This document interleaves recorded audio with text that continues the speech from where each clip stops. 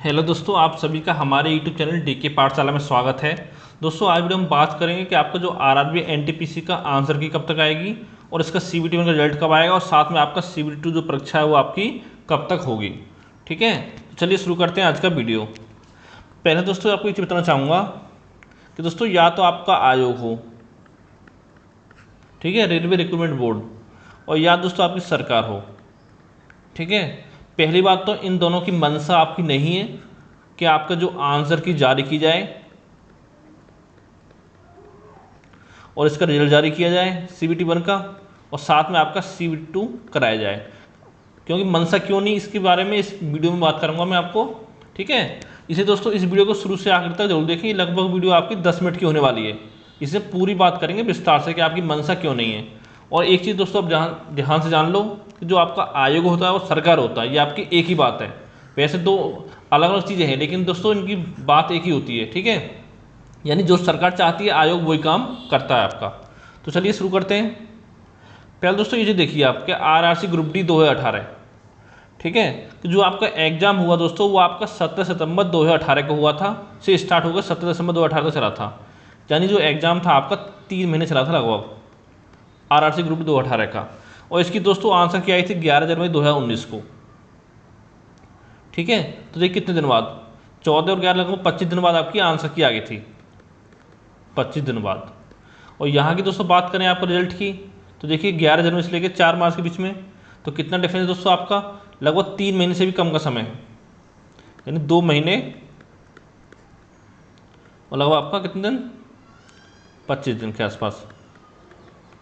ठीक है, ये आप मान सकते हो, इतने कम समय दोस्तों आपका आंसर की आ गई थी और रिजल्ट भी जारी हो गया था। अब दोस्तों क्यों जारी हो गया था इसका रीजन मैं आपको बताता हूँ। कि आपको पता होगा दोस्तों कि मई में आपका, मई 2019 में क्या था, आपका लोकसभा चुनाव थे,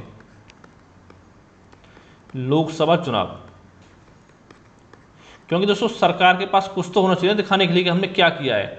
तो दोस्तों इसी वजह से आपका रिजल्ट इतनी जल्दी जारी कर दिया था और 25 दिन बाद आपकी आंसर की जारी कर दी थी। और दोस्तों एक भर्ती और आपकी और थी 2018 में, वो कौन सी थी,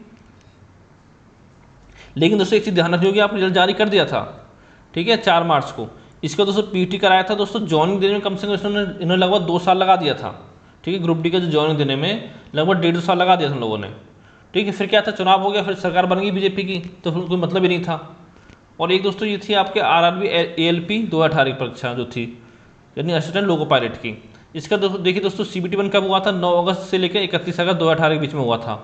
और आंसर की कब आई थी, तो दोस्तों उनकी आंसर की आई थी 21 से 25 सितंबर 2018। देखिए कितनी जल्दी काम किया था, लगभग 20 दिन बाद आपकी आंसर की जारी कर दी थी। फिर दोस्तों रिजल्ट आया था आपका 2 नवंबर को। तो देखिए ये कितने दिन बाद, लगभग 35 दिन बाद आपको रिजल्ट आ गया था लगभग। ठीक है, 35-36 दिन बाद आपको रिजल्ट आ गया था सीबीटी वन का। फिर दोस्तों जो सीबीटी टू हुआ था दोस्तों, ये हुआ था आपका 21, 22, 23 जनवरी 2019 को। ठीक है, उसका दोस्तों इसका रिजल्ट आ गया था 6 अप्रैल 2019 को, यानी कितने दिन बाद आपका, 3 महीने बाद, 3 नहीं 2 महीने हुए लगभग आपके। ठीक है, लगभग 2 महीने प्लस 15 दिन बाद, या कह सकते हो आपको लगभग 2.5 महीने बाद। क्यों आ गया दोस्तों, 6 अप्रैल को रिजल्ट आया और पता था आपको मई 2019 में आपके लोकसभा चुनाव थे, तो इस वजह से इसका रिजल्ट आपका आ गया था। लेकिन दोस्तों ज्वाइनिंग दी थी इनकी 2020 के लास्ट तक जाके इनकी ज्वाइनिंग दी है आरआरबी एएलपी की।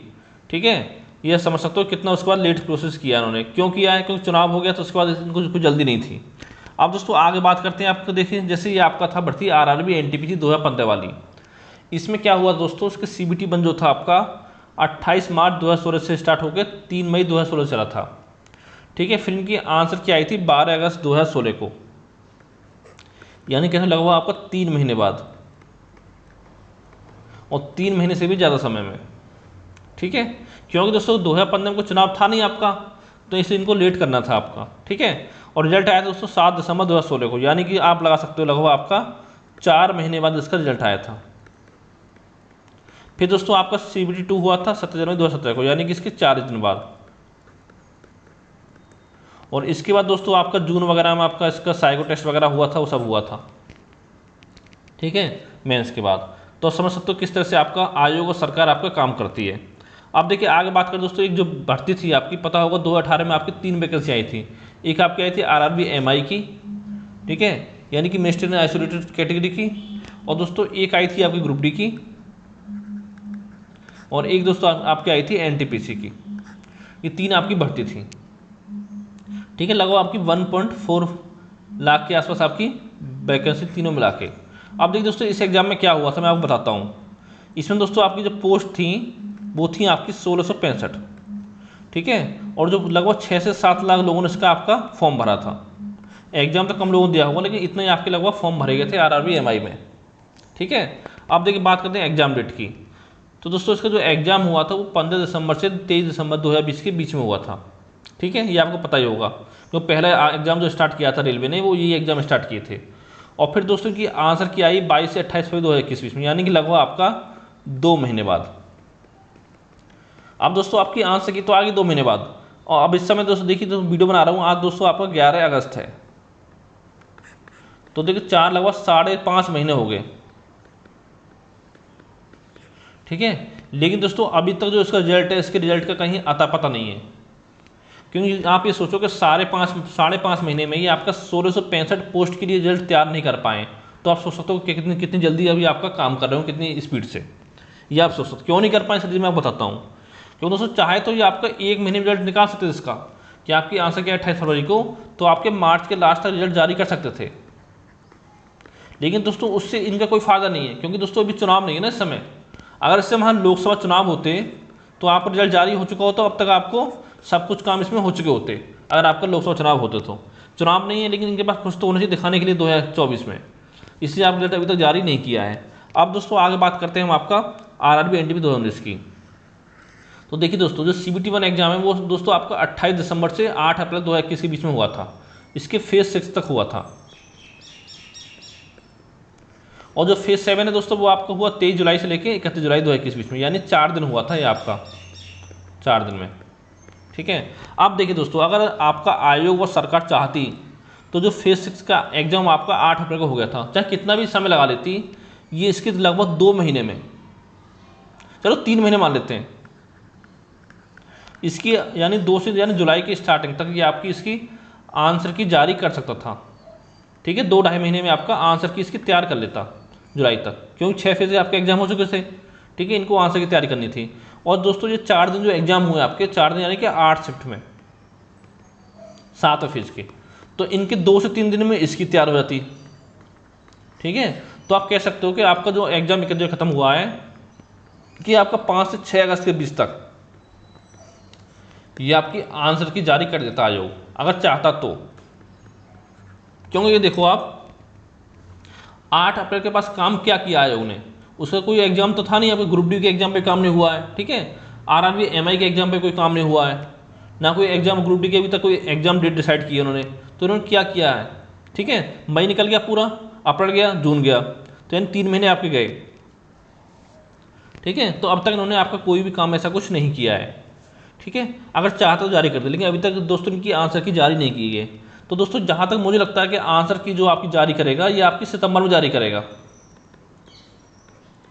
क्यों दोस्तों मेन टारगेट देखिए, इनका मेन टारगेट क्या होगा कि जो आरआरबी एनटीपी 2019 की जो वैकेंसी है, ठीक है, अगली जो वैकेंसी आपकी आएगी 24 में आए 23 में आए, कि उसके लास्ट तक ये अब इस वैकेंसी को खींच के ले जाए। तो ये मान लो आपका 2020 तो आपको लगभग निकल जाएगा इसमें, ठीक है, 2021 तो ये 2022 के लास्ट तक कम से कम ये इस भर्ती को खींच के ले जाएंगे, ठीक है, 2022 के लास्ट तक, यानी उससे पहले आपका ये भर्ती कंप्लीट नहीं करने वाले हैं। इनकी मनसा देख के लगता है, ठीक है। सितंबर में आपकी आंसर की जारी करेगा। तो दोस्तों ये मांग चलो आपका लगभग 65 लाख लोगों ने इसका पेपर दिया है, ठीक है, एनटीपीसी का। तो इसको 2 से 3 महीने, कम से कम 3 से 4 महीने लगा देगा रिजल्ट जारी करने में, जैसा इन्होंने जो एनटीपीसी 2015 था उसमें लगाया था, ठीक है। 3 से 4 महीने आपके लगा देगा रिजल्ट जारी करने में आपका। और CBT 2 मैं आपको पहले बोल चुका हूँ कि इस साल आपका नहीं होगा, इस साल नहीं होगा, ये आपका अगले साल ही कराएगा। ये आप गांठ बांध के रख लो कि जो आपका एग्जाम है CBT 2 का इस साल आपका नहीं हो पाएगा। अगर इसकी मनसा होती आयोग की तो दोस्तों अब तक आपकी आंसर की जारी हो चुकी होती, ठीक है। ये जहाँ तक लगता है सितंबर में आपकी आंसर की जारी करेगा, और फिर दोस्तों रिजल्ट जो आपका नवंबर के लास्ट या दिसंबर में रिजल्ट जारी करेगा आपका कम से कम, ठीक है। ये मैं आपको पहले बता चुका हूँ। तो दोस्तों ये है आपकी आयोग की मनसा। अब दोस्तों देखिए आपको क्या काम करना है। अगर दोस्तों आप चाहते हो कि इसकी आंसर की इसका रिजल्ट और साथ में आपका CBT2 जो होगा उसकी डेट, अगर आयोग डिसाइड करे जल्दी, ठीक है, घोषित करे तीनों चीज़ें, तो दोस्तों आपको ट्विटर अभियान चलाना पड़ेगा। ठीक है, आप देखिए दोस्तों, एक डेट डिसाइड कर लो आप सब मिलके कि आपको किस दिन इसमें ट्विटर का ट्वीट करना है, आपको आंसर की के बारे में, रिजल्ट के बारे में और CBT2 एग्जाम डेट के बारे में। ठीक है, और दोस्तों इस वीडियो को आप ज़्यादा से ज़्यादा अपने दोस्तों के साथ शेयर करें, जिससे कि आपको बताया जाए कि आपको क्या चीज़ ट्वीट करनी है ट्विटर पर। ठीक है, जितना ज़्यादा बच्चे जुड़ेंगे हमारे साथ उतना आपके लिए अच्छा होगा। तो दोस्तों आज की वीडियो में इतना ही, उम्मीद करता हूँ ये वीडियो आपको अच्छा लगा होगा। तो थैंक यू फॉर वॉचिंग।